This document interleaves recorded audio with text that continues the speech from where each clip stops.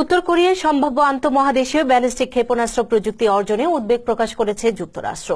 এদিকে ক্রমবর্ধমান হুমকির মুখে ভবিষ্যতে উত্তর কোরিয়ার ছোড়া ক্ষেপণাস্ত্র প্রতিরোধে হাওয়াইতে যৌথ নৌমহড়া শুরু করেছে যুক্তরাষ্ট্র, দক্ষিণ কোরিয়া এবং জাপান। বিস্তারিত জানাচ্ছেন আবু নোমান।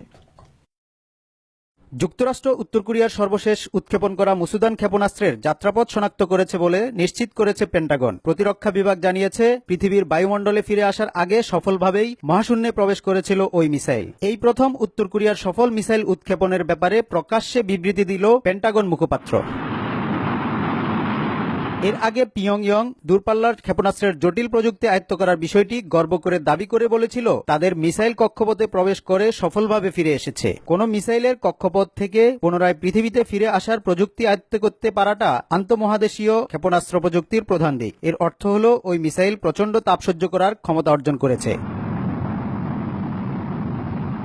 এপ্রিল থেকে ষষ্ঠবারের মতো গত সপ্তাহে মুসুদানের পরীক্ষা চালায় উত্তর কোরিয়া। যদিও এর আগের 5 বার উৎক্ষেপণের পরপরই মাঝ আকাশে বিস্ফোরণ ঘটে ওই মিসাইলগুলোর। আর পিয়ংইয়ং এর ক্রমবর্ধমান মিসাইল হুমকির প্রেক্ষিতে এই সপ্তাহে হাওয়াইতে ক্ষেপণাস্ত্র প্রতিরক্ষা মহড়া দিচ্ছে জাপান, দক্ষিণ কোরিয়া ও যুক্তরাষ্ট্র।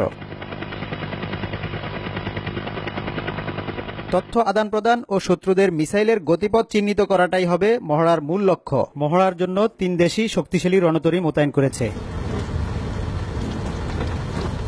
Abu Noman, TVN 24 news desk.